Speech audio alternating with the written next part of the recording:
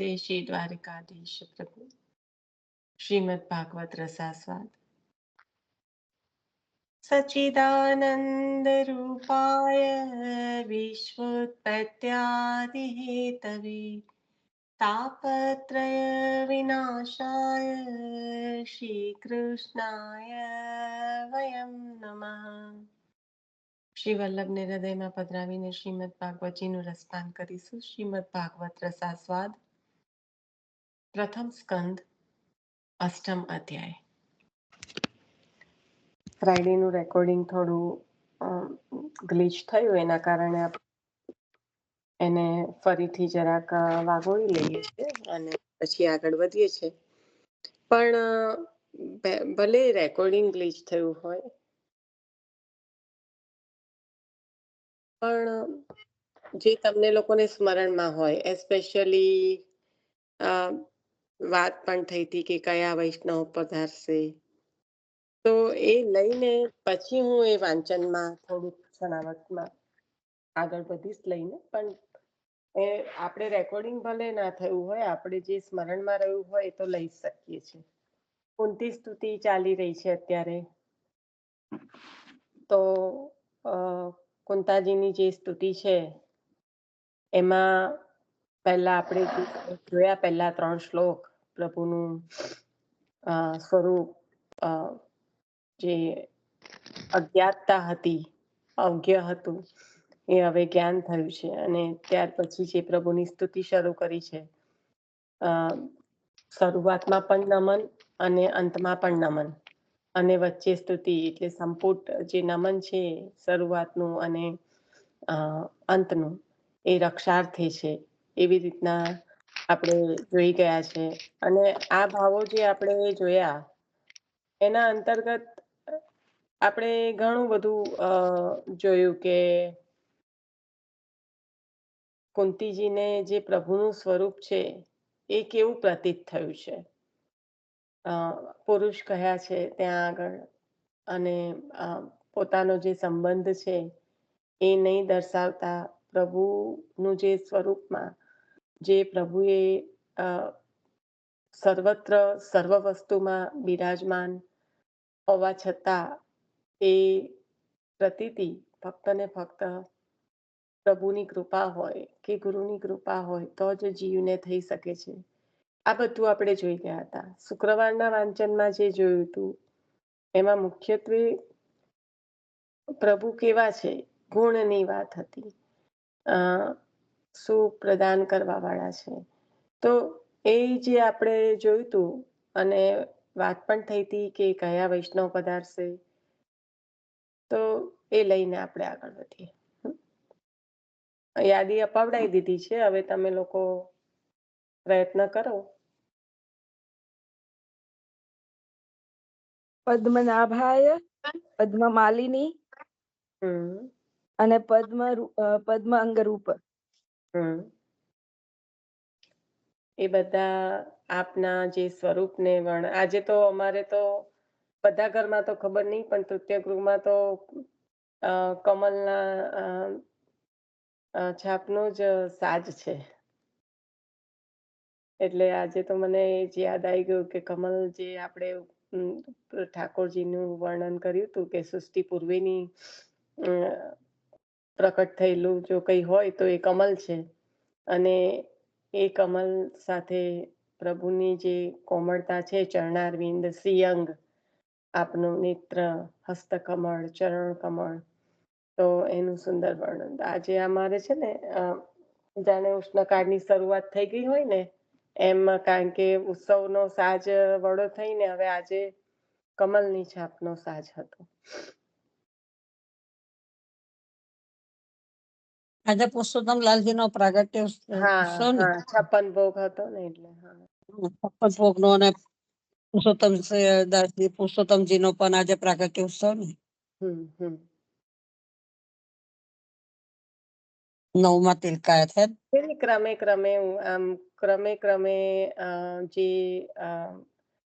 ઋતુકાળની જે ગુસાઈજી પ્રભુ ચરણે આપ્યું છે કે પહેલા રેશમી વાગા, જે પ્રભુના કહેવાય ચાકદાર ઘેરદાર જે પણ હોય, શીતકાળ શરૂઆત થઈ, શીતકાળ પહેલા ઉષ્ણકાળ પૂરો થયો હોય અને શીતકાળ શરૂ થવાનો હોય એ પહેલા આવી રીતના ખુલ્લે બંધ થી ક્રમ ચાલુ થાય. જન્માષ્ટમીથી ધીમે ધીમે ધીમે ધીમે વચ્ચે વચ્ચે આયા કરે અને નવરાત્રીથી ખુલ્લે બંધ થાય અને પછી સીધું રેશમી અને પછી સુતરાઓ અને પછી એમાંય અત્યારે જ્યારે પૂર્ણ થતો હતો જે કોઠા વસ્ત્રનો ક્રમ, કારણ કે હવે વાઘા બંધ થયા અને ફક્ત ધોતી ઉપર ધોતી કાચની કે પછી આડબંધ પીછોડા પરદની જે બધો હવે ઉષ્ણકાળનો ક્રમ આવશે તો એ જે શરૂ થયો ને એ પહેલા પણ જો નોટિસ કર્યું હોય તો કેટલા બધા અત્યારે ઘણા બધા દિવસથી કાચની અને ખુલ્લે બંધના વાઘા પ્રભુ ધરતા હતા. તો કેવું સુંદર રીતે જે ઋતુનો કહેવાય કે ઋતુ બદલાય તો એ ટ્રાન્ઝિશન પીરિયડ હોય. આપણે કેવું કે પહેલું જાડું જેકેટ હોય, પછી એનાથી પાતળું આવે, પછી એકદમ જ પાતળું જેકેટ નહીં પણ લાંબી બાયની ખાલી ટી શર્ટ આવે. એવી રીતના પ્રભુના ક્રમમાં પણ કેટલું સુંદર રીતે આવરણ કર્યું છે આ તત્સુખનું. ભલે આપણે ધરાઈ શકીએ ના ધરાઈ શકીએ એ બીજી વસ્તુ છે, પણ જે ગુસાઈજી પ્રભુએ જે રાગ ભોગ શૃંગારનો ક્રમ, રાગમાં પણ ઉષ્ણતા હોય, રાગમાં પણ શીતળતા હોય, એ કેટલી બારીકાઈથી કર્યું છે. એટલે આપણે કરી ના શકીએ પણ આપણા હૃદયમાં જે સતત તાપ હોય કે પ્રભુના સુખનો વિચાર, એ જ અહીંયા આગળ સેવામાં મુખ્ય ભાવ છે કે જે જીવને આચાર્ય ચરણે સર્વસ્વ પધરાવ્યું તો જે જીવને તત્પરતા હોય એ તત્સુખની કરી તો આપણે કશું જ નથી શકવાના. જ્યારે ગોકુલનાથજીને એવું કહેતા હોય કે સેવા બાપ બેટા કરી ગયા તો પછી આપણે તો ક્યાં કરવાના હતા. પણ જે તત્સુખીની ભાવના છે આ બધા પ્રકાર દ્વારા, એ તો જીવ અનુભવી પણ શકે છે અને પ્રભુને અંગીકાર પણ કરાવી શકે છે.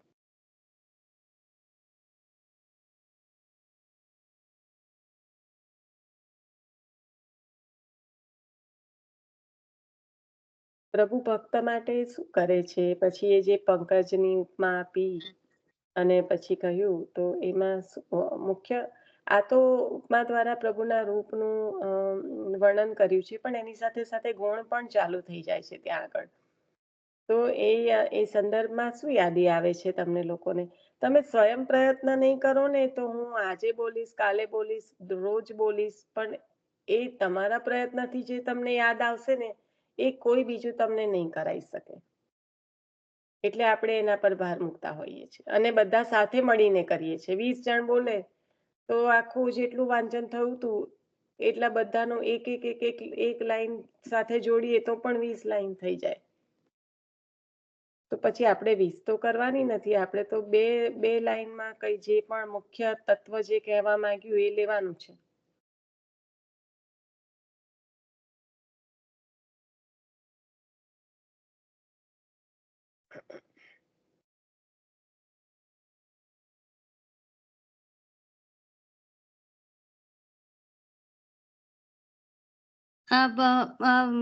જે કરી વાત એમાં આલોક અને પરલોક માટે ભગવાન દાસ સાચોરાનો પ્રસંગ મારી રીતે મેં કનેક્ટ કર્યો હતો કે એમને જે પેલું વિદ્યા માટેનું શ્રી પ્રભુ ચરણે કીધું હોય છે, એટલે શ્રી વલ્લભે મને વિદ્યા એટલે એમ કે આટલી ઇનફ છે વિદ્યા, એમ એ રીતનું કીધું હોય છે. એનું થોડુંક તમે તમારી રીતે સમજાવો, મને આ રીતે ખ્યાલ આવે છે. એટલે તમે કઈ રીતે કહેવા માંગો છો એ તો મને સમજાવવું જોઈએ ને, હું પછી ખોટું ના થાય મારાથી ખ્યાલ આવે એટલે. હું એટલે એ રીતે એ છે કે એમને કીધું કે આટલી વિદ્યા તમારે ઇનફ છે, એમ કે તમારે વધારે વિદ્યાની જરૂર નથી, એમ કે પ્રભુને જાણો. એટલે પ્રભુને જે સુખ છે પ્રાપ્ત કરાવવાનું છે એના માટે જે છે જ્ઞાન જોઈતું હોય એટલું પર્યાપ્ત એવું કહેવા માંગુ. હા પર્યાપ્ત છે. અને એટલે એમ અહીંયા કે આગળ આપણે તમે જો એની સાથે જોડી રહ્યા હોય તો તમે પહેલા તો તમે શેની સાથે જોડી રહ્યા છો એ કહો. આમાં જોડી રહી છું એ રીતે હું સમજી એ રીતે કે ભાઈ આલોક અને પરલોક નું સુખ મળે છે, એમ પ્રભુ આલોક અને પરલોક સુધારી દે છે, એમ એના સાથે કનેક્ટ થાય. આલોકનું અને પરલોકનું સુખ પ્રાપ્ત કરવા. એના માટે એમાં મેં પેલા વૈષ્ણવ એક યાદ જ આવ્યા મિનિટ હતા. હેતલ, એક જ મિનિટ. તો મિલનબેન, તમારી વાત બરોબર છે કે આ લોકમાં જે પર્યાપ્ત છે એ પણ, અને એના દ્વારા જ્ઞાન દ્વારા જે ભક્તિ દ્વારા જે પ્રાપ્ત થવાનું છે એ પણ. હા હેતલ, હવે બોલ.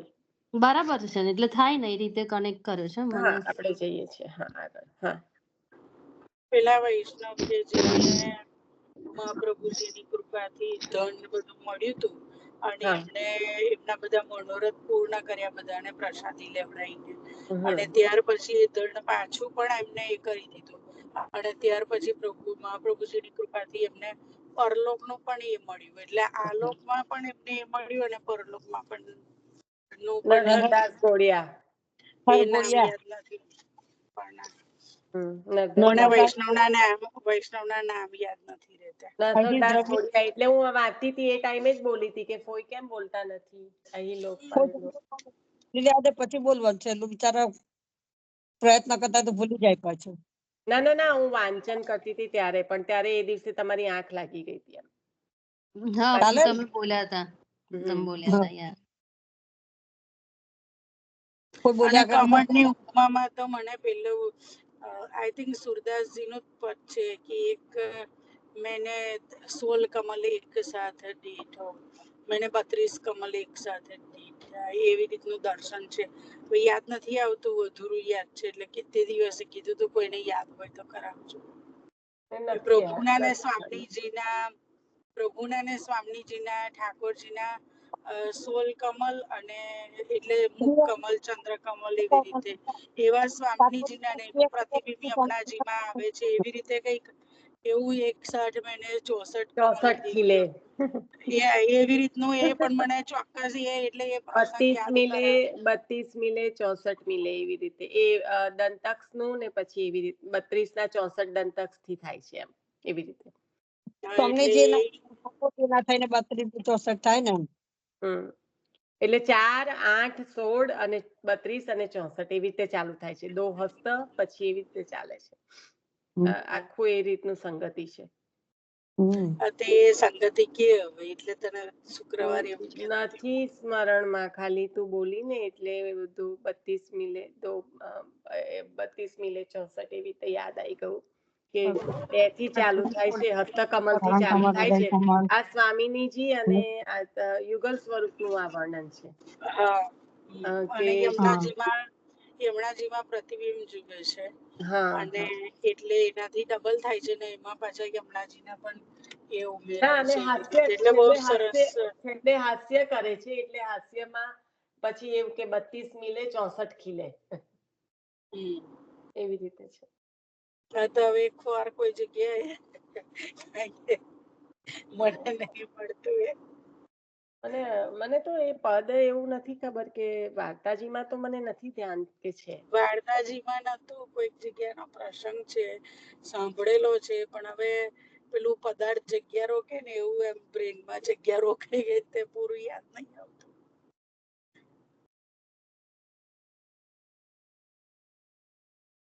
હા, તો નરહરદાસ ગોળિયાનો એટલે આ લોક અને પરલોકનું સુખ, જે આપણે જોવા જઈએ તો આ પ્રસંગમાં તો આપણે શબ્દોને જ્યારે પકડીએ એટલે એ તત્વ તથા શબ્દ વહેલા પકડાય, ઓબ્વિયસલી કે શબ્દોનો અર્થ પહેલા પકડાય, પછી એનો ભાવાર્થ પકડાય, ને પછી કઈક રંચક કૃપા થાય તો ગૂઢાર્થ પકડાય.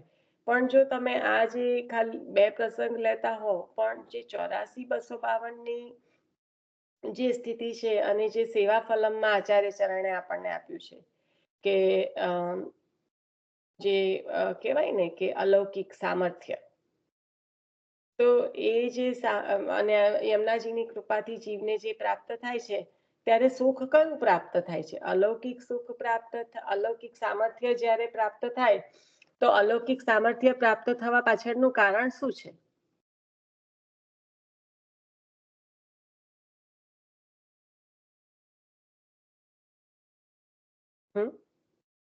અલૌકિક સામર્થ્ય જીવને યમનાજી પ્રાપ્ત કરાવે તો એના પાછળનું મુખ્ય કારણ શું છે? તત્સુખાટ. તત્સુખાટ 110%. પણ એની સાથે સાથે શું બીજું શું? તત્સુખનો જ્યારે પ્રભુનો સંપૂર્ણ રીતે ચિંતા જીવી, હા, શું ને પ્રભુની સન્મુખ કરો નવનાનું સન્મુખ તો બરાબર છે હેતલ. સેવાનું સુખ આપે. દીનતા હા, આ કોણ બોલ્યું? સેવાનું સુખ આપે, રાઈટ? તો એ જે સેવાનું સુખ છે એ શું આપણે આ દેહથી પ્રભુનું જે અહીંયા ભૌતિકતાની વાત નથી ચાલી રહી, પણ એ જે અલૌકિક સામર્થ્યથી જ્યારે સેવા અંગીકાર કરે છે ત્યારે એ સેવામાં જે સુખ, જે આનંદની અનુભૂતિ થાય છે એ શું આ દેહ ઝેલવી શકે? ના. એના માટે આ અલૌકિક દેહ પ્રાપ્ત થાય છે. તમે આટલી સેવામાં અલૌકિક સામર્થ્ય પ્રાપ્ત થવું એનો મતલબ શું? કે અલૌકિક દેહની પ્રાપ્તિ થવી. અલૌકિક સામર્થ્ય આપણા ભૌતિક દેહથી તો થવાનું નથી આપણને. સામર્થ્ય એટલે શું? ક્ષમતા કંઈ પણ કરવાની. એના માટે સાધન કયું? તો દેહ. ના ના ના, કોણ છે? ઊંધી ડિરેક્શનમાં ના જતા પ્લીઝ. તમે બરાબર જઈ રહ્યા છો પણ અત્યારે કહેવાનું તાત્પર્ય છે જે એ સમજો. તો એ અલૌકિક સામર્થ્યને પ્રયોજનમાં મૂકવા માટે, એને સિદ્ધ કરવા માટે સાધન શું છે? દેહ. તો એ દેહ અલૌકિક બનશે એટલે એ દેહમાં પ્રાપ્ત થતું અલૌકિક સામર્થ્ય પ્રભુના સુખાર્થે, અને એ પ્રભુને જે અંગીકાર કરાયેલું જે પ્રભુને સુખ પ્રાપ્ત થયું છે એ રસ પાછો પ્રભુ પણ જીવને પ્રાપ્ત કરાવે છે. દાનમાં રસ લીધો અને રાસમાં દીધો તો આ તો અરસપરસ છે ને.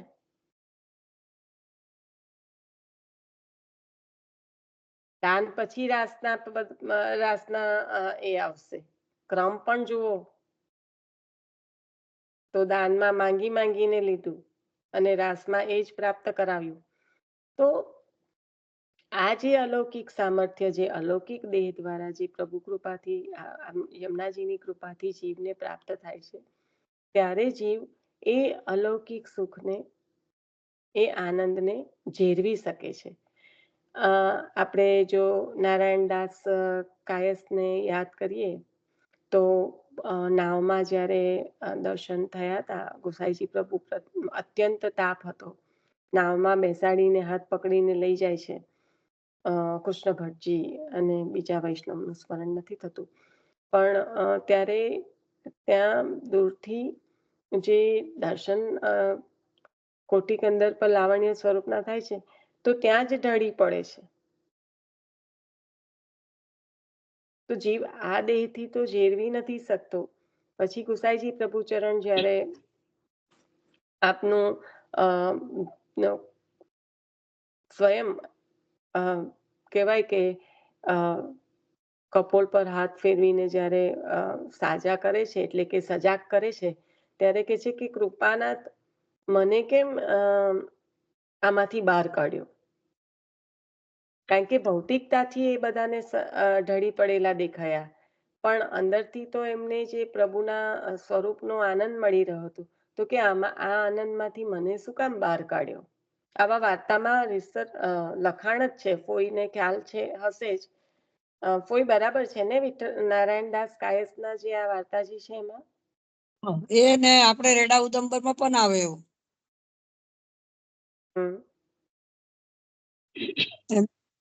તો સરને આવતા પહેલા પોતે આવી રીતે આવે છે, પછી રહેવાતું નથી એમનાથી. હા, પણ આ દેહથી એ શક્ય નથી. એટલે ગુસાઈજી પ્રભુ, હું અત્યારે એ કહેવા માંગુ છું, આ આવે એવું નહીં. અત્યારે જે ગુસાઈજી પ્રભુ સજાગ કરે છે ત્યારે શું કે છે? કારણ કે સુધ બુધ ભૂલી જાય છે ને, દર્શન કરીને ઝેરવી નથી શકતા. દર્શન કરીને લીલાના દર્શન થતા હતા એટલે કીધું કે તમે મને એમાંથી પાછા કેમ લાવ્યો? તો હું તો કેવો સરસ ત્યાં હતું મારું તો. હા, પણ તમે એને ઝેરવી નથી શકતા, એટલે બાહ્ય દશા હા. કેવી છે? હજી એ અલૌકિક સામર્થ્ય પ્રાપ્ત નથી થયું, એટલે બાહ્ય દશામાં તો એ ઢળી પડેલા દેખાય છે ને હા. ભૌતિકતાથી. એટલે આ જે અને અલૌકિક સુખની પ્રાપ્તિ કોણે નથી કરાઈ? હવે જો તમે જુઓ કે આ લોક ને પરલોકનું સુખ, તો હવે સમજો આ તત્વને, તો કયા 84 ને 252 ને રવા દીધા છે? હરેકને પ્રાપ્ત કરાયું છે પ્રભુએ આ સુખ. સામર્થ્ય પણ પ્રાપ્ત કરાયું છે અને સુખ પણ પ્રાપ્ત કરાયું છે, કારણ કે લીલાના સંબંધ વાળા જીવો છે અને આચાર્ય ચરણ એમના માટે જ ભૂતલ પર પધાર્યા છે, તો હરેકને આ સુખની પ્રાપ્તિ થઈ છે. એક અથવા બીજા રીતે, એવું તમે ડાયરેક્ટ કનેક્ટ કરો એના કરતા તત્વને સમજો તો એક અથવા બીજા રીતે દેખાશે કે 84-252 ને આ પ્રાપ્ત થયું છે. કારણ કે લૌકિક એટલે શું ને અલૌકિક એટલે શું? ભેદ શું છે? લૌકિક એટલે ભૂતલનું, હા, અને અલૌકિક એટલે નિકુંજનું. એટલે હા, નિકુંજનું બરાબર છે, પણ આમ તમે ખાલી ભેદ જ કહો તો લૌકિક એટલે શું કે આ લોકમાં જે છે તે, રાઈટ? અને કોઈની પણ સાથે લાગી જાય, સંસારના સુખો. લાગી જાય ના, સંસારના એ તો બરાબર છે, આપણે આ સંસારમાં છે, બીજા પ્લેનેટ પર કોઈ બીજામાં હશે તો એનો લોક એ કહેવાય. ખ્યાલ આવ્યો? એક થોડું છે, કેટલા લોક રચેલા છે? 14 લોક છે, તો એ જેની સ્થિતિ જ્યાં હોય એના માટે એ લૌકિક થયું, અને ત્યાં ના હોય એના માટે એ વસ્તુ અલૌકિક થઈ. કારણ કે અહીંયા આપણને એ સુખ, એ પ્રભુ જે ગોલોકનું જે સુખ છે એ અહીંયા આગળ પ્રાપ્ત થઈ શકવાનું નથી, એટલે આપણા માટે અલૌકિક થઈ ગયું, કારણ કે એ લોક નથી, આ પૃથ્વી લોક છે. બરાબર? પ્રાકૃત, બરાબર ને? આ પૃથ્વી લોક છે, પ્રાકૃત અપ્રાકૃતની વાત નથી. લૌકિક અને અલૌકિક, તો લૌકિક શબ્દ એટલે શું છે? લોક પરથી છે, કે આ લોકમાં. અલૌકિક, જ્યારે લાગી જાય ત્યારે વિરુદ્ધ અર્થ થઈ જાય, એટલે આ લોકમાં નથી એ અલૌકિક, આ લોકમાં છે એ લૌકિક. એટલે જે આ ગોલોકનું જે સુખ છે, જે પ્રભુ જ્યાં કહેવાય કે સેવા ફલમમાં જે કહ્યું ને, જે મુક્તિ બતાવી એમાં સાલોક્ય પણ બતાવ્યું, સેવા ઉપયોગી દેહ સાલોક્ય. તો જે પ્રભુ જ્યાં બિરાજમાન છે એ લોક, સાલોક્ય એટલે જ્યાં પ્રભુ બિરાજમાન છે. સેવા ઉપયોગી દેહ એટલે જ્યાં પ્રભુ બિરાજમાન છે ત્યાં એ દેહ સેવા ઉપયોગી બને, પ્રભુની સેવામાં જાય. આજે સેવા ફલમમાં આપણને બતાવ્યું, તો ત્યાં લૌકિક અને અલૌકિકનો આપણને પૂર્ણ ભેદ ખબર પડે છે, કે જો પ્રભુની સેવામાં પ્રભુ જે પ્રાપ્ત કરાવવા ચાહી રહ્યા છે એ સુખનો, એ આનંદની પ્રાપ્તિ આ જીવ આ દેહથી આ લોકમાં ખમી શકે નહીં, એટલે એને એ સામર્થ્ય પ્રભુ પ્રાપ્ત કરાવે અને એના દ્વારા એ આનંદને ઝેરવી શકે. તો ખાલી આ અલૌકિક લોક પરલોકના જે શબ્દ આવે વાર્તાજીમાં, તો નરદાસ ગોડિયાની વાર્તામાં તો સંપૂર્ણ રીતે નિરૂપણ શબ્દ દ્વારા જ કરેલું છે, એટલે ખ્યાલ આવે. પણ જો ક્લોઝલી એને બારીકાઈથી જો જોવાનો પ્રયત્ન કરો તો હરેક 84-252 વૈષ્ણવને આ પ્રાપ્ત થયું છે.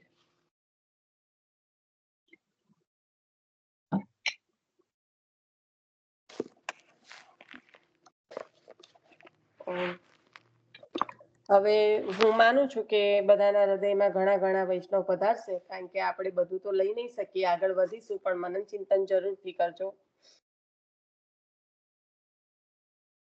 તો ગયા વખતે જે લીધું હતું એને રિયલ ક્વિક લઈને પછી આગળ ચાલીશું. જે માતા કુંતાએ ભગવાનની કથા, દીનતાથી ભગવાનમાં ભક્તિ થાય અને ભક્તો ભોગ નહીં ભક્તિ જ ઈચ્છે એના પર આપણે વાંચન લીધું હતું. ના 1 મિનિટ, સોરી, મારું પેજ એના પર નહીં લીધેલું, એ તો એના આગલા દિવસે લીધું હતું. આ તો અહીંયા આગળ કૃષ્ણ તો પરમહંસોને દુર્લભ ભક્તિદાન માટે અવતર્યા છે, કારણ કે પહેલા સ્વરૂપ અને હવે જે આપણું ગુણ છે એનું પહેલા 3 શ્લોકમાં પ્રભુનું સ્વરૂપ, બીજા 2 શ્લોકમાં ગુણ, પછી ત્રીજા 3 શ્લોકમાં, પછીના શ્લોકમાં 3માં લીલા, અને પછીના 4માં દુષ્ટ દુર્ગેત્વ એટલે કે દુર્ગયત્વ એટલે કે દોષવાળાથી જાણી ના શકાય એવું, અને એવું 4 શ્લોકમાં કહ્યું. અને પછી બીજા 2 શ્લોકમાં લક્ષણ, અને પછી બીજા 4 શ્લોકમાં 4 શ્લોકમાં કરીને જન્મ કારણ નિર્ધાર એટલે કે જુદા જુદા ઋષિઓનો જે અભિપ્રાય છે એ, અને છેલ્લામાં 1 શ્લોકમાં ફલ, અને 4 શ્લોકમાં દૈન્ય, અને પછી ના 2 શ્લોકમાં પોતાના માટે પ્રાર્થના, અને છેલ્લા 1 શ્લોકમાં નમસ્કાર. શરૂઆત નમસ્કારથી કરી અને અંત પણ નમસ્કારથી, એટલે ટોટલ 26 શ્લોકની આ સ્તુતિ છે.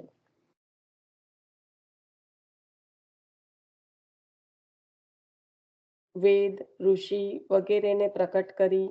હવે આપણે જે લાસ્ટ ટાઈમ લીધું હતું એમાં એ હતું કે કૃષ્ણ તો પરમહંસોને દુર્લભ ભક્તિદાન માટે અવતર્યા છે. એ મૂળ રૂપ છે, સ્વજનને આનંદ દેતા પ્રભુને વંદન. આજે બાવાનો જો શિક્ષાપત્રનો ક્રમ સાંભળ્યો હોય તો કૃષ્ણ બાબાએ ખૂબ સુંદર લીધું કે સ્વરૂપ શું છે પરબ્રહ્મનું, અને કેમ આચાર્ય ચરણે દીક્ષા બ્રહ્મ સંબંધની આપી છે. દીક્ષા આપી ત્યારે કૃષ્ણ સંબંધ નથી કહ્યું, દીક્ષા આપી ત્યારે કહ્યું કે બ્રહ્મ સંબંધ, અને મંત્ર આપ્યો ત્યારે શ્રી કૃષ્ણ શરણમ મમ.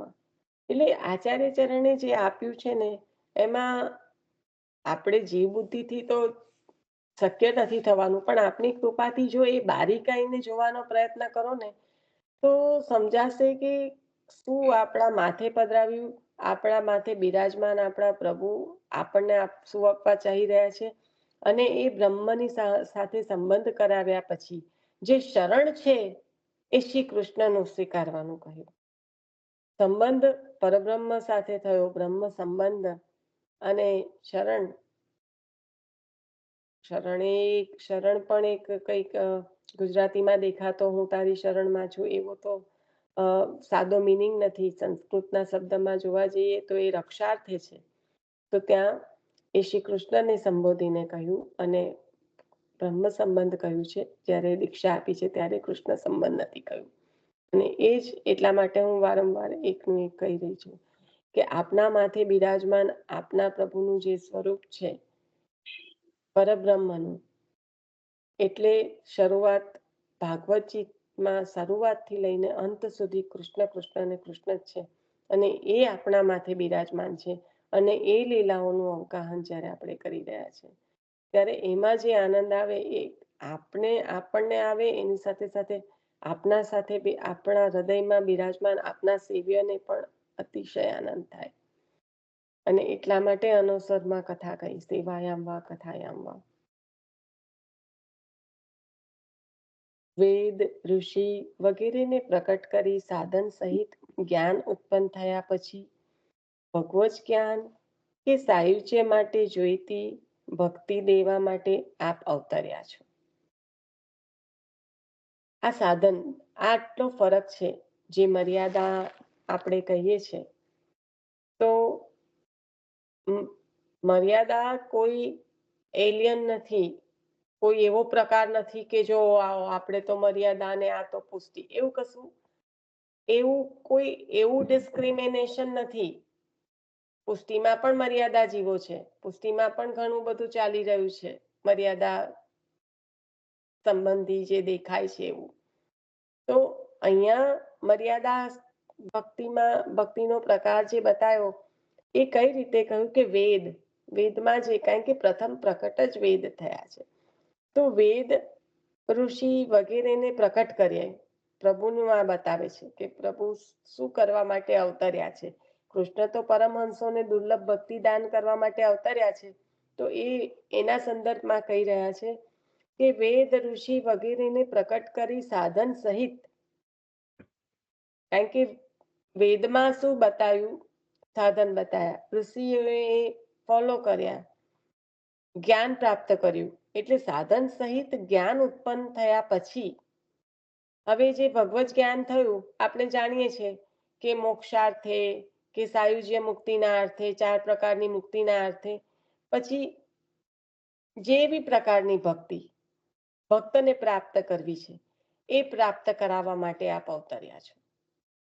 અને એના સંદર્ભમાં અહીંયા આગળ દેખાય છે કે સાધન, કારણ કે સૌનકાદી ઋષિઓ છે, સુતજીને હીનમાં અધિકારીમાં, સૌનકાદી ઋષિઓને હીન અધિકારીમાં કયા, તો હીન અધિકારીમાં ત્યાં ક્ષત્ર તો લઈને બેઠા છે 1000 વર્ષનું, જે હવન યજ્ઞ ચાલી રહ્યા છે, તો એમાં એમને પ્રાપ્ત શું કરવું છે, મોક્ષની પ્રાપ્તિ કરવી છે.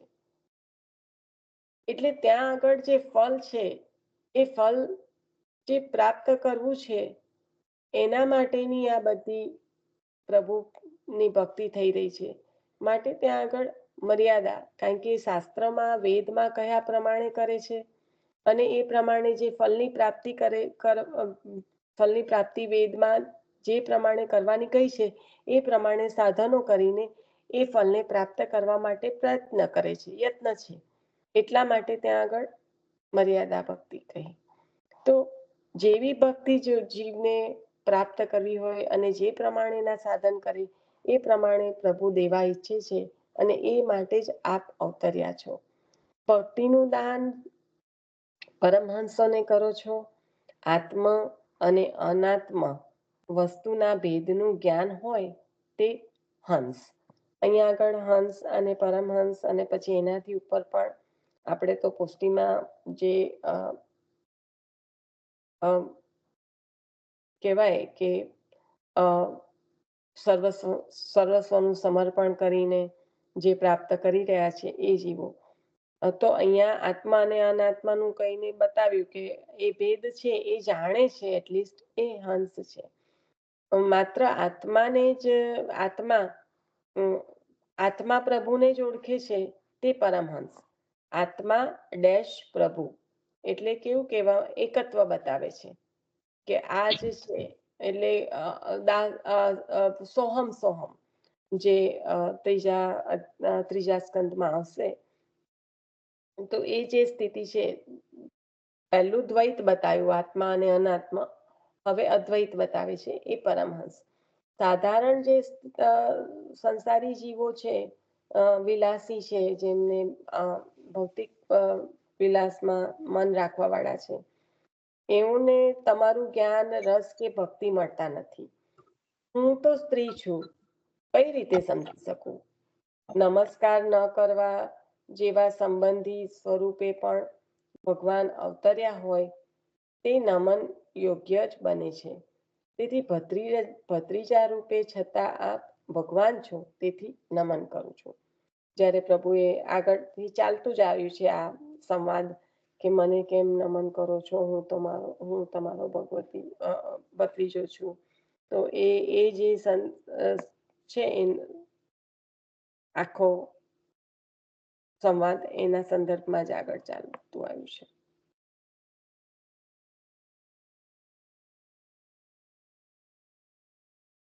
અને પછી આપે અલગ અલગ પ્રકારે જે સંબંધો છે, કેવો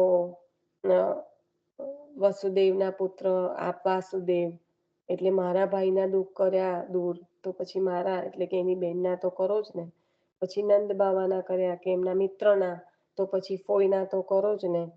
પછી દેવકીજીના નંદન તરીકે ગણાવ્યા કે જો એમના કરો તો પછી એમની નનંદના પણ કરો ને. એટલે આ રીતે અલગ અલગ પ્રકારે સંબંધ બતાવીને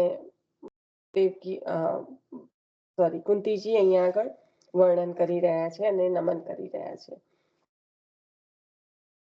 અને કહ્યું કે સન્માર્ગે જીવતા સૌને આપ અભિષ્ટપ્રદ ગોવિંદ છો. જે સન્માર્ગે જઈને જ પોતાનું જીવન જીવી રહ્યા છે એવા સૌને આપ અભિષ્ટપ્રદ એટલે કે અભિદ આપવા વાળા ગોવિંદ છો.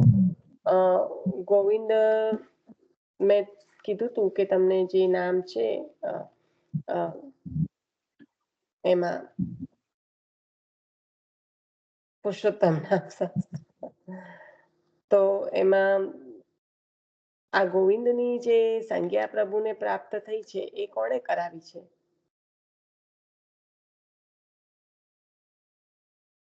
તો ઇન્દ્ર અને કામધેનુની સ્તુતિથી ગોવિંદ નામની સંજ્ઞાને આપે ધારણ કરી છે. એમાં નામ બહુ સુંદર છે. ગોવિંદેન્દ્રા વિધાનવાન, એટલે આખું નામ જ છે કે ઇન્દ્રદેવનું સ્તુતિ પ્રાપ્ત ગોવિંદેન્દ્રા વિધાનવાન, એટલે ઇન્દ્ર અને કામધેનુની સ્તુતિથી આ સંજ્ઞાને આપણે પ્રાપ્ત કરી છે ગોવિંદની. એટલે અહીંયા આગળ સન્માર્ગે જે જઈ રહ્યા છે એ સૌ જીવોને અભિષ્ટપ્રદ ગોવિંદ છો. મને પણ અભિષ્ટ દેવાના છે. સંપૂર્ણ ખાતરી છે કે અભિષ્ટ તો મારું પણ આપ કરવાના જ છે, અભિષ્ટ દેવાના જ છે. આમ સર્વ સંબંધે આપ આદરણીય છો, તેથી હું નમસ્કાર કરું છું. આદરપૂર્ણ નમસ્કારથી ન ધરાતા હવે ફક્ત નમસ્કાર નહીં, પણ જ્યારે રસાવેશ થયો છે, જ્યારે સ્વરૂપની જ્ઞાતિ થઈ છે, તો એ કુંતાજી રસાવેશથી નમસ્કારની પરંપરા કરી રહ્યા છે. અને એમાં પછી આપણે જે જોયું કે નમઃ પંકજનાભાય, નમઃ પંકજનેત્રાય, નમસ્તે પંકજાંગદ્રય. તો આ જે ઉપમા આપી, કારણ કે હવે પ્રભુના સ્વરૂપનું ખરેખરું સુખ પ્રાપ્ત થયું છે, એટલે કહ્યું કે રસાવેશથી નમસ્કારની પરંપરા કરી રહ્યા છે. અને ભગવાન સર્વને પ્રકટ કરનાર છે, તેથી ભક્તોને તો સર્વ કંઈ પ્રકટ કરીને પણ પ્રેમથી આપે જ છે. જે સર્વ કંઈ પ્રકટ કરવા માટે સમર્થ છે એ ભક્તને જે કંઈ ભક્તના માટે જે અભિષ્ટ છે, પ્રાપ્ત કરાવવા માટે યોગ્ય છે, એવું તો પ્રાપ્ત કરાવી આપવાના જ છે. એટલે કહ્યું કે મને પણ આપ અભિષ્ટ જ દેવાના છો, કારણ કે આપનું સામર્થ્ય જે છે તે આ લોક અને પરલોક સંબંધી સઘળું તથા ભક્તિ આપે છે. તો પ્રભુ આ રીતે સર્વ સામર્થ્યતા પ્રભુની બતાવતા કહ્યું કે આ લોક અને પરલોક સંબંધી સઘળું તથા ભક્તિ આપે છે. હવે આગળ વાંચનમાં વધીએ છીએ. સ્વજન કરતા પણ શરણાગતની રક્ષા પ્રભુ પ્રેમથી કરે છે. ભગવાન, આપે અમારા પર કેટલી બધી કૃપા કરી. કાલ નેમીના આવેશવાળા ખલ કંસે દેવકીજીને કેદમાં પૂર્યા. કંસને તો બહેન દેવકી અતિ પ્રિય હતા, પણ એનામાં અસુર કાલનેમીનો આવેશ થયો, તેથી દુષ્ટ ખલ છે. દેવકીજીને લાંબો વખત કેદ ભોગવવી પડી, દીકરાઓ પણ મર્યા. કંસનું અહીંયા સ્વરૂપ બતાવીને કહ્યું કે બહેન તો સૌથી પ્રિય હતી કંસને, સ્વયં રથ હાંક્યો છે, રાજા છે, પણ જ્યારે એમને વળાવ્યા છે ત્યારે કંસે સ્વયં રથ હાંક્યો છે. એટલે શું કહેવાય, આજની ભાષામાં કહીએ તો કે આટલો મોટો પદ પર કોઈ હોય અને પોતાની બહેનને જ્યારે વળાવે ત્યારે ગાડી ડ્રાઈવ કરી લે. ગાડી તો ડ્રાઈવર ડ્રાઈવ કરે ખરેખર, પણ એટલો અતિશય પ્રેમ છે એટલે ત્યાં આગળ રથ સ્વયં હાંક્યો છે. આપણે ડ્રાઈવર બોલીએ ત્યારે આપણને ખ્યાલ આવે કે કેટલી નીચી કક્ષાનું લાગે રાજાના સંબંધમાં. એટલે જરાક ફરી અહીંયા આગળ એ કર્યું. પણ તો આ જે કાલનેમીનો એટલે કેટલો આ અસુરનો આવેશ કેટલા ઉત્પાત કરાવે છે. એ છે તો ખૂબ પ્રિય પોતાની બેન, પણ કાલનેમી જે અસુર છે એનું નામ બહુ સુંદર આચાર્ય ચરણે આપ્યું છે, જેને સ્મરણમાં તો આવી ગયું હશે, જે કરતું હશે રોજ પુરુષોત્તમ નામ સહસ્ત્ર. કંસને જે રીતે ઓળખાવ્યો છે કે કાલનેમીના આવેશ વાળો, તો આ આસુરત્વ જે હતું તેથી તે દુષ્ટ છે, ખલ છે. દેવકીજીને લાંબો વખત કેદ ભોગવવી પડી, દીકરાઓ પણ મર્યા. ત્યારે આ એક આપત્તિમાંથી આપે 2 વખત તેમને છોડાવ્યા. મારા ઉપર દેવકીજી કરતા પણ વિશેષ કૃપા કરી. મારા એકેય દીકરાને મરવા ન દીધો. દીકરાઓ જો કમ્પેરિઝન કરે છે કે માતાને તો દીકરા પણ ખોવા પડ્યા, દેવકીજીને તો મારા તો એકેય દીકરાને આપે મરવા ન દીધો. દીકરાઓ સાથે આપે મને અનેક આપત્તિમાંથી છોડાવી.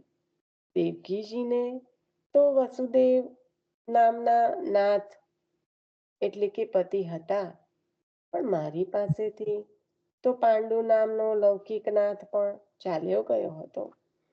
અમે અનાથ થયા હતા. હે શ્રીનાથ, તમે સનાથ બનાવ્યા, હાથ પકડ્યો, સાથ દીધો. સ્વજન કરતા પણ અહીંયા શ્રીનાથ કહીને લક્ષ્મીપતિ કહ્યા છે પ્રભુને.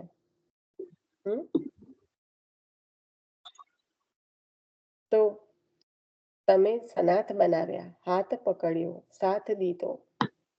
સ્વજન કરતા પણ શરણાગતની રક્ષા પ્રભુ પ્રેમથી કરે છે. આત્મીય કરતા આશ્રિતને વધારે સંભાળે છે.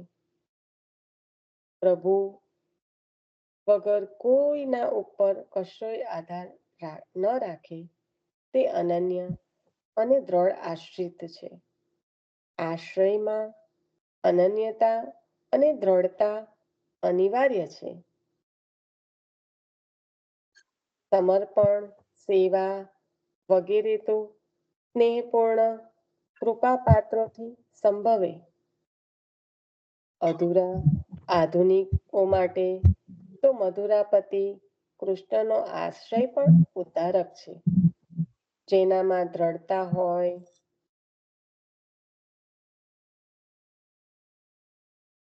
નીતાબેન, તમને મ્યુટ કરું છું. તમારા બેકગ્રાઉન્ડમાંથી ઝીણો ઝીણો અવાજ આવ્યા કરે છે.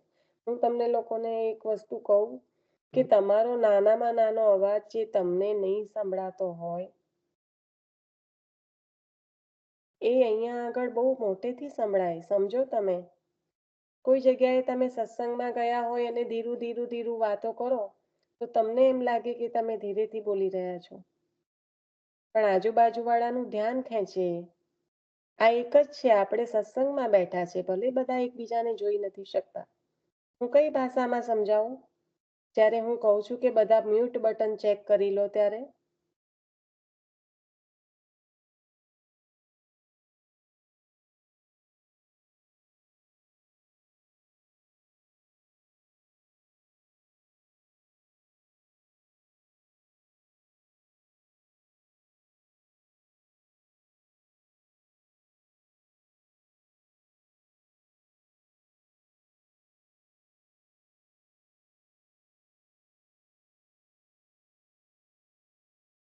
સ્વજન કરતા પણ શરણાગતની રક્ષા પ્રભુ પ્રેમથી કરે છે. આત્મીય કરતા આશ્રિતને વધારે સંભાળે છે. પ્રભુ વગર કોઈના ઉપર કશોય આધાર ન રાખે તે અનન્ય અને દ્રઢ આશ્રિત છે. આશ્રયમાં અનન્યતા અને દ્રઢતા અનિવાર્ય છે. ષોડશને પણ સ્મરણ કરજો અને એના સંબંધી જે પ્રસંગ પણ સ્મરણમાં આવે એ કરજો. અહીંયા અનન્યતા, દ્રઢતા અને આશ્રયનું છે. તો આને મનન ચિંતન થઈ શકે એટલે વચ્ચે આપણે કોઈ પણ પ્રકારનો નોઈઝ હોય તો આપણું ધ્યાન ત્યાં જાય. પણ આ ખૂબ સુંદર રીતે છે. આને વાંચન કરતા કરતા જો ખૂબ ધ્યાનથી સાંભળશું તો ત્યારે ને ત્યારે જ ઘણું બધું સ્મરણમાં આવશે. સમર્પણ, સેવા વગેરે તો સ્નેહપૂર્ણ કૃપાપાત્રોથી સંભવે. અધૂરા આધુનિકો માટે તો મધુરાપતિ શ્રી કૃષ્ણનો આશ્રય પણ ઉદ્ધારક છે. આપણે આ જે રીતની જીવનશૈલી છે ત્યાં બહુ સારી રીતે આપણે સ્વીકારીએ છીએ કે અધૂરું જ છે, અને આ આધુનિક ભૌતિક જે અત્યારનો સમય છે એમાં સંપૂર્ણ રીતે જે સમર્પણ અને સેવા છે એ શક્ય જીવથી ના બની શકે. પણ કૃષ્ણનો આશ્રય, દ્રઢ આશ્રય જ ઉદ્ધારક છે. એટલે જ શ્રી કૃષ્ણ શરણમ, જેમાં આશ્રય દ્રઢ બતાવે છે. તો બીજું કઈ ન થઈ શકે. પ્રભુ શરણાથી આશ્રયને વધારે સંભાળે છે એવું આવ્યું ને? ના, સ્વજનથી પણ શરણાગતિની રક્ષા કરે છે, શરણાસ્થથી નહીં. શરણ અને આશ્રય તો સેમ છે બેન. હા, એટલે જ આપે લાઈન આગળની 2-3 લાઈન છે ને એ ફરીથી લેશો પ્લીઝ? હા, ચોક્કસ. સ્વજન કરતા પણ શરણાગતની રક્ષા પ્રભુ પ્રેમથી કરે છે.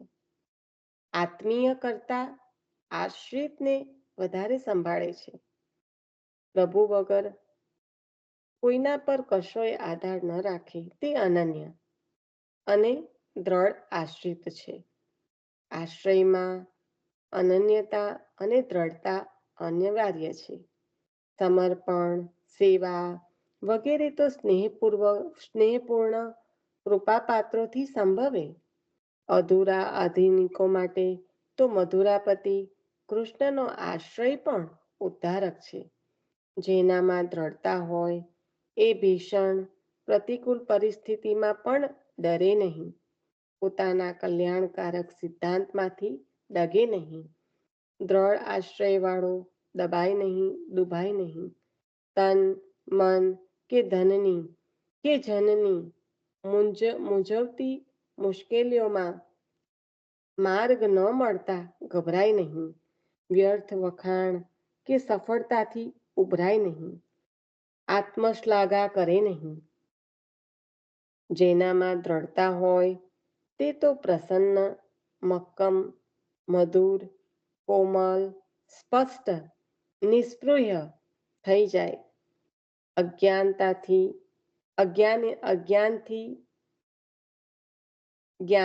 જ્ઞાનથી કે પ્રીતિથી પણ પ્રભુની શરણાગતિ કરનારને કોઈ ચિંતા રહે નહીં. શું કહ્યું? અજ્ઞાનથી, જ્ઞાનથી કે પ્રીતિથી. ઘણી વખત આપણને બહુ ખુમાર હોય છે કે આપણા બાપ દાદાઓ કર્યું, અરે એમને તો કઈ ખબર નહીં હતી. અરે ભાઈ, શરણાગતિ સ્વીકારેલી હતી. હું કેટલી બધી વાર મારી બાને યાદ કરું કે નદીએથી જળ લાવે, અપરસ કરીને આવે, અને અહીંયા હું 3 જારી ભરીને સીધી બેસી જાઉં કે ફરી વાર ઉઠવું તો ના પડે. એક વાર ઉઠવાની પણ એ નથી સામર્થ્ય, અને કે મને ખબર છે. તો કેવું હાસ્ય પાત્ર લાગે. એ બધી ખબરને શું કરવાની?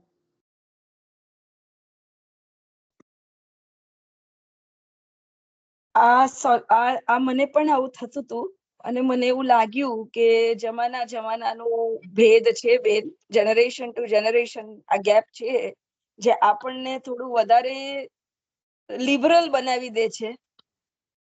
which we are taking the liberty of. બનીએ, વાંધો નહીં, બરાબર વૈભવીબેન.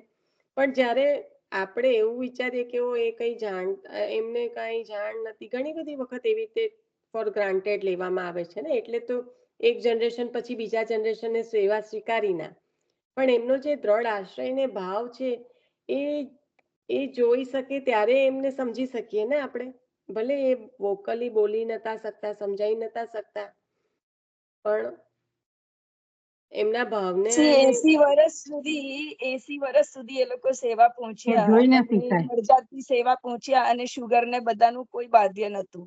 આજે આ એજમાં વી સે કમ શુગર ખાઓ યા તો બ્રાઉન શુગર યુઝ કરો. એટલે generation to generation liberty, we get so much opportunities, we learn, we go from there. હા, એ બરાબર છે. આઈ understand your point. My point is, તમે ના કરી શકતા હોય ને તો જે બીજા કરી શકે છે ને એને ખબર નથી કે એ તો હવે રૂઢિચુસ્ત છે, એ નહીં કહો. એક્સેપ્ટ કરો કે તમારાથી નથી થતું, એનાથી થઈ શકે છે, ભાગ્ય છે એનું. મારાથી નથી થતું, મારું ભાગ્ય છે, મારાથી પ્રભુ બીજું કઈ ચાહતા હશે. પતી ગઈ વાત ત્યાં. પણ ડોન્ટ જજ કે તમારી ડિસેબિલિટી છે, તમે સમર્પિત નથી લઈ શકતા. અરે બાપ, આપણે બધા ઘરના કેમનું ફાવે આપણે આવું બધું કરીએ તો? અરે ભાઈ, તને જ નહીં ફાવે સમર્પિત થઈશ તો છોડને બીજાની વાત. ખોટી ખોટી પાછું કહેવાનું તો પોતાનો ઝંડો ઊંચો રાખવાનો. હું આવું બધું કરું, બધાને કેટલી તકલીફ પડે. ભાઈ, તને જ પડશે. પહેલા તો તારું જો ને. કહી દે ને કે મારથી નહીં થતું, થઈ ગયું. બીજાનો હું વાંક એમાં.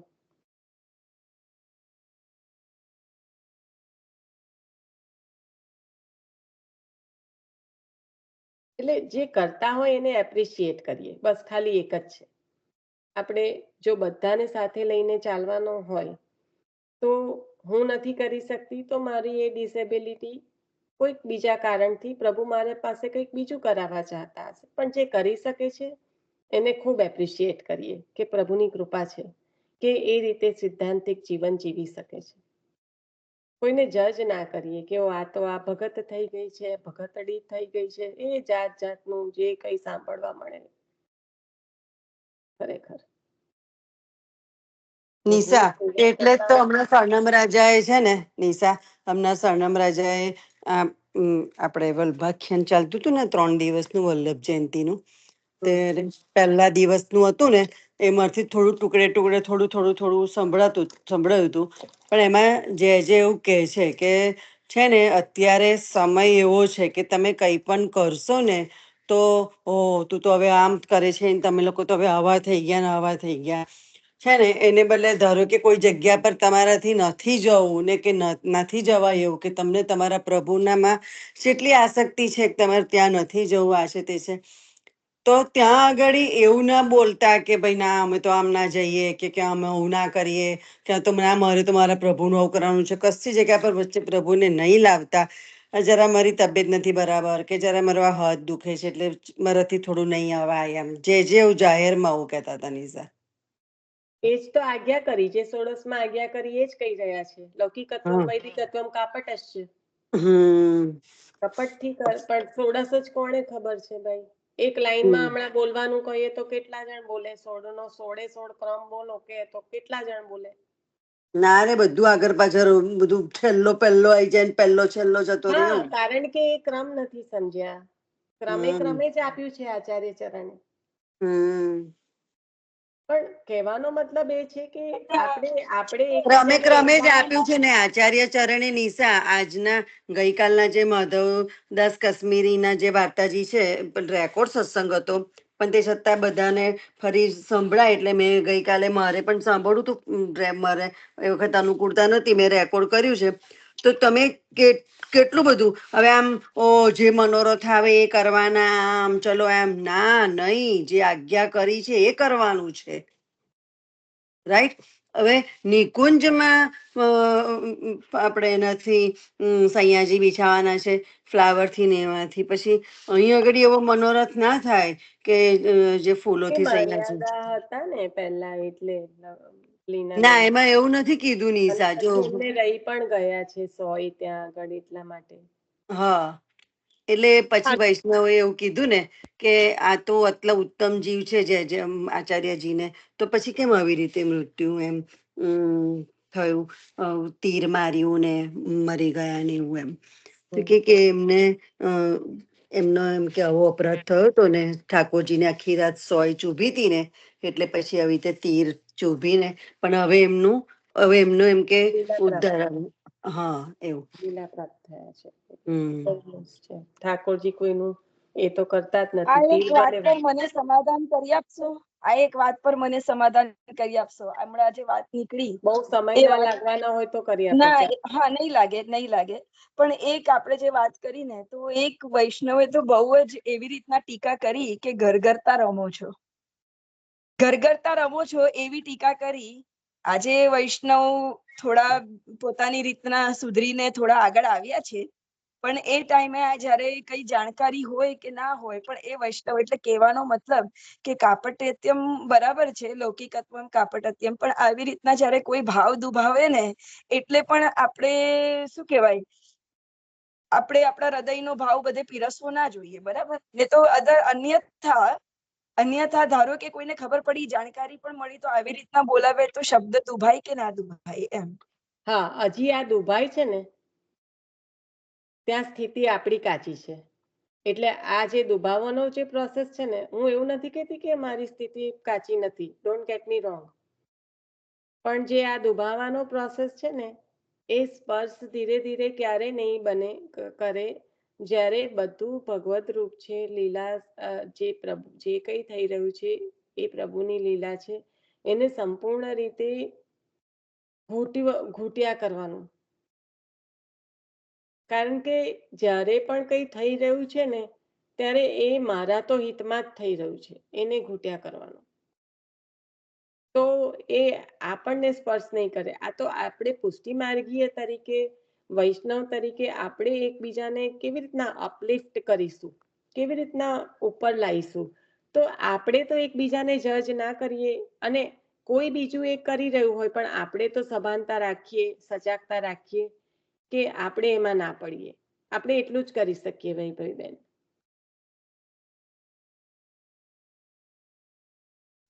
હા, બરાબર નિશાબેન, એકદમ સરસ ફાઇન લાઈન તમે કહી દીધી અહીંયા. કારણ કે ક્યારેક આપણને એવું સાંભળવા મળે તો આપણને એવું થઈ જાય, રાઈટ, કે આ શું પ્રભુના માટે આવી રીતના બોલે, ત્યારે આપણું મન દુભાય. પણ બહુ ફાઇન લાઈન કહી દીધી એમ. અને આ જ વસ્તુ અહીંયા કુંતીજીની સ્તુતિને રિલેટ કરીએ તો શરણાર્થની રક્ષા સ્વયં પ્રભુ કરે, તો આપણે શરણગતિ લે તો આપણે શું કામ ચિંતા કરીએ. હા, બસ થઈ ગઈ વાત. અહીંયા આગળ પણ નિશાબેન એમાં પેલા ડોસીમાનો દાખલો એવો જ આવે છે હે હવે નિશાબેન? આપણે કાલે આગળ વધવું પડશે બેન. હું જરાક એક છેલ્લી લાઈન લઈ લઉં, અને ખરેખર સમય થઈ ગયો છે. હા, એક ના જ ના, એટલે મિનિટ. એક જ વાક્ય કીધી કે પેલા હા, એક ડોસીમાના. છેલ્લી લાઈન લઈ લઉં, એક છેલ્લી લાઈન પૂરી હા, કરું, પછી લઈ તમે લો લો. લઈ લો. હા, અજ્ઞાનથી, જ્ઞાનથી કે પ્રીતિથી પણ પ્રભુની શરણાગતિ કરનારને કોઈ ચિંતા ન રહે નહીં. સ્નેહની સ્વાભાવિકતાથી પ્રભુ વગર બીજામાં રુચિ ન થાય. અનન્યતા સ્વાભાવિક આવે. બહુ સુંદર છેલ્લા આ ફકરાનો છેલ્લો લાઈન છે. ખૂબ મનન ચિંતન કરજો. જે સ્વાભાવિક શબ્દ કહ્યો ને, એ જ બહુ મહત્વનો છે. સ્વાભાવિકતા છે ત્યાં ભૌતિકતા નથી. નહીં તો આપણે તો વ્યવહારમાં બહુ જ ચતુર છે, પણ જ્યાં સ્વાભાવિકતા છે ત્યાં વ્યવહાર નથી. આ બે અલગ અલગ એક્સ્ટ્રીમલી જુદા ઓપોઝિટ વર્ડ્સ છે, સ્વાભાવિક અને વ્યવહારિક. અહીંયા જે કહ્યું ને કે સ્નેહની સ્વાભાવિકતાથી પ્રભુ વગર બીજામાં રુચિ જ ન થાય, અનન્યતા સ્વાભાવિક આવે. તો આ જે અનન્યતા છે ને, એ સ્વાભાવિક ક્યારે આવે? જ્યારે સ્નેહમાં સ્વાભાવિકતા હોય. સહજ પ્રીત ગોપાલ સ્વભાવે. મનન ચિંતન કરજો કીર્તન પર. આપણે કાલે આના પર ફરી કરીશું. સમય થઈ ગયો છે. આ છેલ્લી એક લાઈન બાકી હતી. નીતાબેન ઝડપથી લઈ નહીં લેજો. બસ ખાલી જસ્ટ એવું કરી કે પેલા ડોસીમાં નથી સહેજ એવું બોલે છે કે ભાઈ તારાથી મને હા, સુખ થયું, તારે તુને ભગવાન મોસો કેવા જતા રહે જીવાયો, છે ને. તુને મોસો હા, જીવાયો. બહુ એટલે સુંદર એમાં પ્રસંગ યાદ કર્યો. હા બસ, એટલે એમાં એવું જ કે છે ને કે ભગવાનના પ્રત્યે અનન્યતા છોડીને બીજા પર રાખીએ ને સહેજ માટે, તો ઠાકોરજી એ તરત જ એને જતા રહ્યા ને એટલે એનથી. એ છે ને, બહુ વાર્તામાં આ બરાબર છે. તમે અહીંયાથી જે તત્વ કહ્યું કે આવું થયું તું ડોસીમાને, કે તુને મોસો જીવાયું, એના કારણે જે પણ આખો હા વાર્તા જોઈએ ને, લીલાના જીવ છે, પાત્ર જરા ઓછું છે ને દાન વધારે થઈ ગયું છે, અને હા હવે તે ભૂતલ પરથી બિરાજવાનો સમય થઈ ગયો છે, અને કોઈ હા બીજું છે નહીં. એટલે હવે ઠાકોરજી પધારી જવાના છે. એટલે આખો પ્રસંગ બન્યો છે. પણ ઓકે યા કેવા એ જ માંગે છે કે હમ. જ્યારે ઠાકોરજીના અનન્ય છે સેવા પહોંચે છે ત્યારે જે જમીન માપવા વાળા આયા છે એને શું હમ. કામ એમ કહ્યું કે તું મુસે જીવાય, બસ એટલે કે જે કરે છે એટલે ઠાકોરજી જ ત્યાં કરે છે એવું અનન્યતા ખંડિત માનવું. થઈ છે ને એમ. બસ એ જ જાણવું હતું એ જ. હા વૈષ્ણવો કુંજા વલ્લભ પલાળવાના ભૂલાઈ નહીં હો. વૈષ્ણવો કુંજા પલાળવાના ભૂલાઈ નહીં પરમ દિવસ માટે. હા હા થેન્ક યુ. આશરો લઈ લઈશું. તુમ શરણાગત આવ્યો શ્રી વલ્લભ, તુમ શરણાગત આયો, સબ દુઃખ દૂર ગયે તુમ દેખત, सब दुख दूर गए तुम देखत, सुख को पार न पायो शिव वल्लभ, तुम शरणागत आयो। आज्ञा तो श्री गोवर्धन घर की, आज्ञा तो श्री गोवर्धन धर की, ब्रह्म संबंध करायो, अखिल लीला प्रकट दिखाई, सेवा सुख ही बतायो शिव वल्लभ, तुम शरणागत आयो। श्री भागवत सुधारक मत के, अपनो पंथ जतायो, ऐसे उग्र से लक्ष्मण नंदन, रसिकन के मन पायो शिव वल्लभ, तुम शरणागत आयो, तुम शरणागत आयो श्री वल्लभ, तुम शरणागत आयो। સર્વ વૈષ્ણવ જય શ્રી કૃષ્ણ. જય શ્રી કૃષ્ણ, જય શ્રી જય શ્રી કૃષ્ણ. સરસ કૃષ્ણ. સરસ. સુંદર પદ લીધું સુંદર આશરો. પદ લીધું એમ ને, સુંદર પદ લીધું. સર્વ જય શ્રી વૈષ્ણવ જય શ્રી કૃષ્ણ, જય શ્રી કૃષ્ણ. કૃષ્ણ. જય શ્રી કૃષ્ણ.